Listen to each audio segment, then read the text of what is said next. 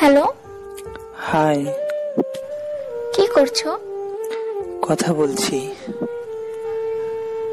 কার সাথে? একটি মেয়ের সাথে। সে কে?